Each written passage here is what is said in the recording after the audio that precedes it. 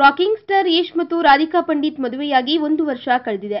ಇಬ್ಬರು ಅನೋನ್ಯವಾಗಿ ಸಂತೋಷವಾಗಿ ತಮ್ಮ ಲೈಫ್ ನ ಎಂಜಾಯ್ ಮಾಡ್ತಿದ್ದಾರೆ. ಯಶ್ ಕುಟುಂಬದ ಜೊತೆ ರಾಧಿಕಾ ಸುಖವಾಗಿ ಜೀವನ ನಡೆಸುತ್ತಿದ್ದಾರೆ.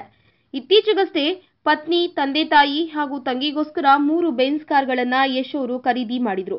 ಹೀಗೆ ಖುಷಿಯಾಗಿರುವ ಮಿಸ್ಟರ್ ಅಂಡ್ ಮಿಸಸ್ ರಾಮಾಚಾರಿ ಬಗ್ಗೆ ಇದೀಗ ಒಂದು ದೊಡ್ಡ ಆರೋಪ ಕೇಳಿ ಬರ್ತಿತ್ತು. ಸಾಮಾಜಿಕ ಜಾಲತಾಣ ಹಾಗೂ ಮಾಧ್ಯಮಗಳಲ್ಲಿಯೂ ಈ ವಿಷಯ ಚರ್ಚೆಯಾಗಿತ್ತು. ಅದೇನಪ್ಪಾ ಅಂದ್ರೆ ರಾಕಿಂಗ್ ಸ್ಟಾರ್ ಯಶ್ ಮತ್ತು ಪತ್ನಿ ರಾಧಿಕಾ ಬೇರೆ ಮನೆ ಮಾಡಿದ್ದಾರೆ. ಕುಟುಂಬದಲ್ಲಿ ಮನಸ್ತಾಪ ಮೂಡಿರುವ ಹಿನ್ನೆಲೆ ಈ ನಿರ್ಧಾರ ಮಾಡಿದ್ದಾರೆ ಎಂಬ ಮಾತು ಎಲ್ಲೆಡೆ ಬಿಸಿ ಚರ್ಚೆಯಾಗ್ತಿತ್ತು. ಆದ್ರೆ ಈ ಬಗ್ಗೆ ಯಶ್ ಕುಟುಂಬದವರು ಎಲ್ಲಿಯೂ ಮಾತನಾಡಿರಲಿಲ್ಲ. ಇತ್ತೀಚೆಗಷ್ಟೇ ಟಿವಿ ಸಂದರ್ಶನದಲ್ಲಿ ಯಶ್ ಈ ಬಗ್ಗೆ ಮಾತನಾಡಿದ್ದು ಎಲ್ಲ ಅನುಮಾನಗಳಿಗೂ ಖಡಕ್ ಆಗಿ ಉತ್ತರ ನೀಡಿದ್ದಾರೆ. ಈಗ ಇರುವ ಮನೆಯ ಜೊತೆಗೆ ಹೊಸ ಮನೆ ಖರೀದಿಸಿರುವುದು ನಿಜ ಎಂದು ನಟ ಯಶ್ ಸ್ಪಷ್ಟಪಡಿಸಿದ್ದಾರೆ. ಮದುವೆಗೆ ಮುಂಚೆನೇ ಇನ್ನೊಂದು ಮನೆ ಖರೀದಿಸುವ ಪ್ಲಾನ್ ಆಗಿತ್ತು. ಇದು ಒಂದು ರೀತಿಯ ಆಫೀಸ್ ಕಮ್ ಮನೆ ಎಂದು ನಟ ಯಶ್ ತಿಳಿಸಿದ್ದಾರೆ. ನಾನು ಮನೆಯಲ್ಲಿ ಇರುವುದಕ್ಕಿಂತ ಹೊರಗಡೆ ಇರೋದೇ ಹೆಚ್ಚು. ಕೆಲಸ, ಶೂಟಿಂಗ್ ಅಂತ ಆಫೀಸ್ನಲ್ಲಿ ಜಾಸ್ತಿ ಇರ್ತೀನಿ. ಮನೆಗೆ ಹೋಗಿ ಬರೋದು ಎಲ್ಲ ಹೀಗೆ ಲೇಟ್ ಆಗುತ್ತೆ. ಹೀಗಾಗಿ ಬಾಡಿಗೆಗೆ ಒಂದು ಮನೆ ಮಾಡ್ತೀನಿ ಅಂತ ಅಮ್ಮನಿಗೆ ಹೇಳಿದೆ. ಅದಕ್ಕೆ ಅಮ್ಮ ಬಾಡಿಗೆ ಮನೆ ಬೇಡ, ಸ್ವಂತ ಮನೆ ಮಾಡೋಣ ಅಂದ್ರು. ಈ ಮನೆಯನ್ನ ಹುಡುಕೊಟ್ಟಿದ್ದೆ ಅಮ್ಮ.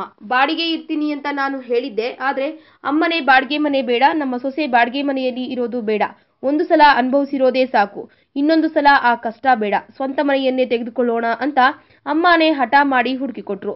ಎಲ್ಲರ ಲೈಫ್ನಲ್ಲೂ ಇದಂತೆ ಅದಂತೆ ಎನ್ನುವುದು ಬಂದೇ ಬರುತ್ತೆ. ಇನ್ನು ಸೆಲೆಬ್ರಿಟಿ ಆದ್ರೆ ಇದೆಲ್ಲ ಕಾಮನ್.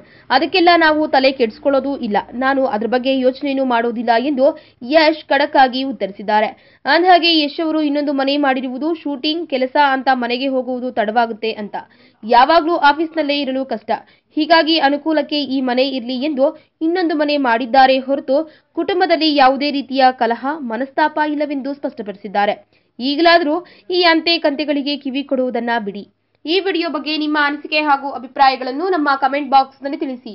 ಈ ವಿಡಿಯೋನ ಲೈಕ್ ಮಾಡಿ, ಶೇರ್ ಮಾಡಿ ಹಾಗೂ ಮತ್ತಷ್ಟು ಸ್ಯಾಂಡಲ್ವುಡ್ ಅಪ್ಡೇಟ್ಸ್ಗಾಗಿ ತಪ್ಪದೇ ನಮ್ಮ ಯೂಟ್ಯೂಬ್ ಚಾನೆಲ್ ಅನ್ನು ಸಬ್ಸ್ಕ್ರೈಬ್ ಮಾಡಿ.